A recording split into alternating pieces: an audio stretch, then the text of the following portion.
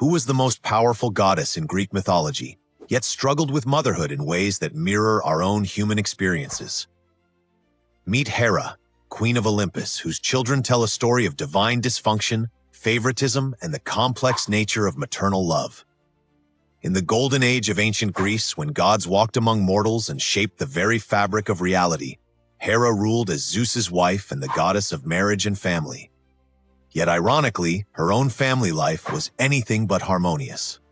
The question of how many children Hera had isn't as simple as it sounds, because the ancient Greeks told different versions of these stories across centuries.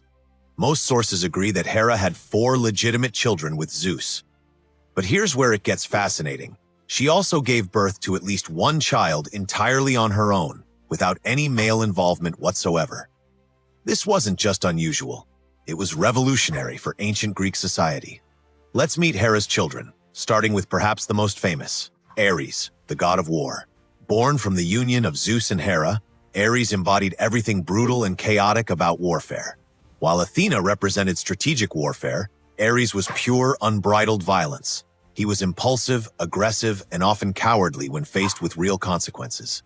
Yet despite these flaws, or perhaps because of them, Ares was unquestionably Hera's favorite child. Why would a goddess favor such a problematic son? The answer lies in their relationship. Ares was fiercely loyal to his mother, always taking her side in family disputes. When other gods mocked Hera or Zeus humiliated her with his countless affairs, Ares stood by her. This unwavering devotion earned him her protection and preference, even when his actions brought shame to Olympus. Next came Hebe, the goddess of youth and the cupbearer of the gods. Beautiful and eternally young, Hebe served ambrosia and nectar at divine banquets.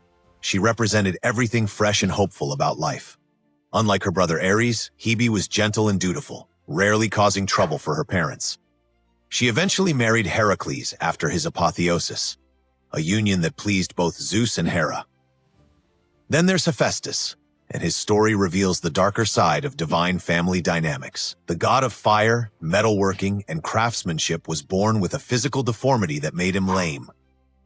Some versions say Hera gave birth to him through parthenogenesis, creating him from her own essence without Zeus's involvement. This was her attempt to prove she could create life independently, matching Zeus's birth of Athena from his head. However, when Hephaestus was born ugly and disabled, Hera was so disgusted that she threw him from Mount Olympus. He fell for 9 days and nights, landing in the ocean where sea nymphs rescued and raised him. This act of maternal rejection haunted their relationship forever.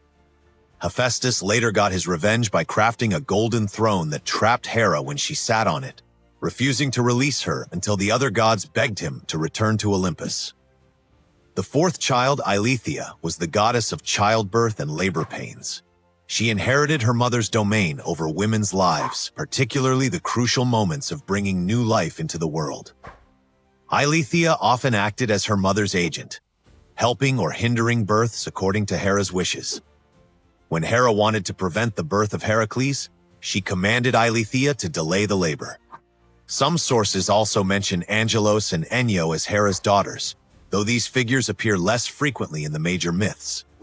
Angelos was associated with the underworld, while Enyo was a goddess of warfare who accompanied Ares into battle. Despite having multiple children, Hera's relationship with motherhood was complicated. Her marriage to Zeus was tumultuous, filled with his infidelities and her resulting rage.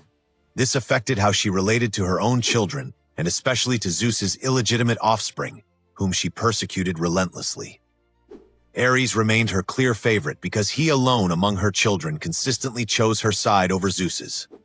When the Trojan War raged, Ares supported the Trojans partly because his mother favored them. When family conflicts arose, he defended Hera's honor even against his father's wrath. This favoritism reveals something profoundly human about the gods. Even divine mothers play favorites, often choosing the child who loves them most openly rather than the one who behaves best.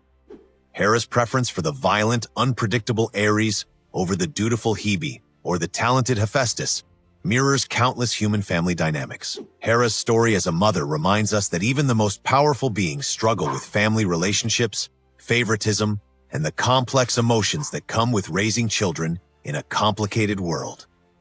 For more stories of myths and legends, subscribe to Mythic Narratives Hub.